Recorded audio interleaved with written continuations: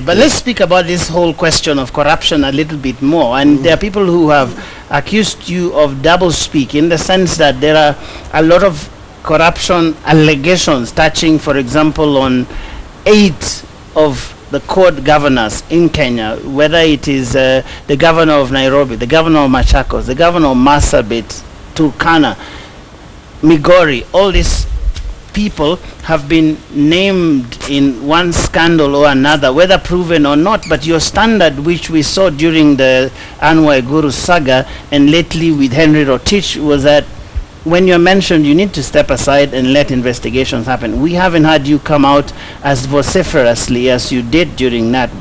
Why is that? You know, Joe, we have said that Jubilee is the government. We are the opposition. We can only highlight when we see cases of corruption. Like in the case of NYS, we had proper evidence that money was being embezzled. Like in this case of Eurobond, we have evidence. I have not had evidence against the people you're talking about.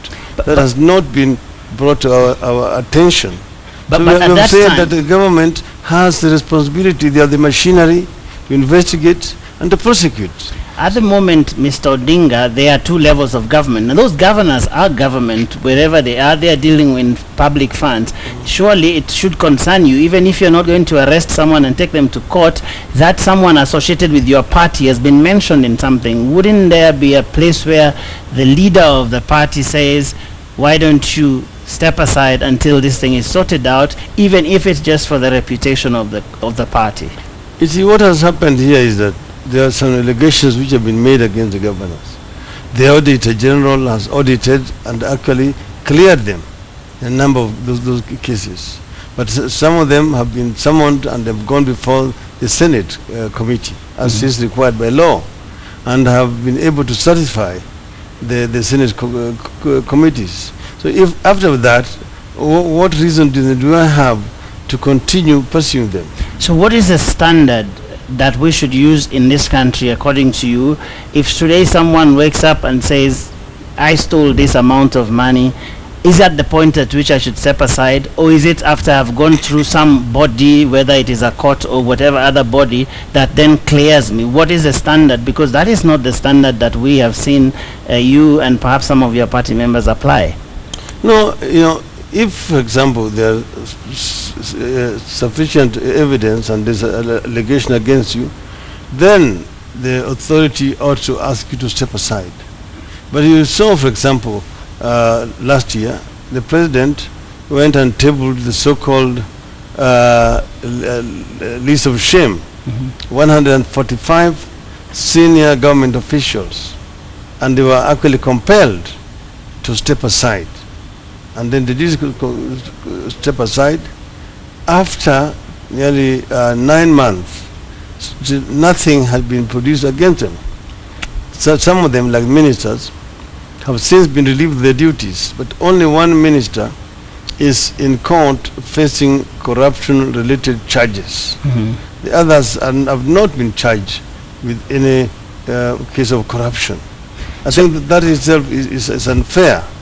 When you reach that stage, when you are asking somebody to step aside, then you should be able to should have sufficient evidence and conclude the investigations within the shortest possible time, so that the particular individual is either charged in a court of law or cleared.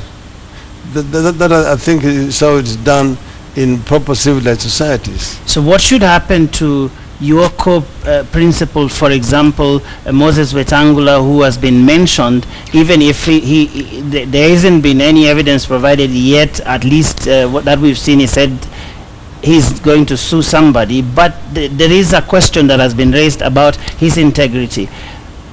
What is your take on a situation like that? Because it has an impact on the image of your party and your anti-corruption crusade.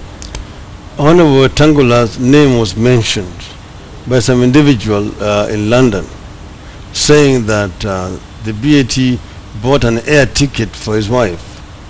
Honorable Wetangula has refuted and has demanded either evidence or apology from the BBC, which did that broadcasting. And he has even gone further and gone to court and sued the BBC for defamation. So if the BBC has got that evidence, it will come in court. I don't think that if there was particular evidence, to provide an evidence of an air ticket, it's so simple. I'm sure it will come out. Which is why I was asking Mr. Odinga about what is the threshold. Is it Caesar's wife beyond suspicion, or is it just the fact that you have produced some evidence or demanded for it? I am a bit confused about what we should, at least from the opposition standpoint, what we should have as our threshold in terms of holding people to account, even if they are only mentioned. You see, there is, in terms of corruption, there must be a consideration. That is that you're receiving this against this. What did somebody receive in return? For example, you were talking about Honorable Wetangula. What did VAT receive in return from Honorable Wetangula? That has not been said. And then how was the economy? How did the country suffer as a result of those actions? Then we can be really talking about abuse of office. But if somebody comes and says that the company A paid an air ticket to Joe Kageyo's wife, how did the standard group of companies suffer as a result of that? How was it a corruption? What is it that then that fellow received from standard which he was not supposed to receive? So there must be proper evidence provided against an individual. And if it was true, we would condemn it the same way that we have condemned other people who have been mentioned.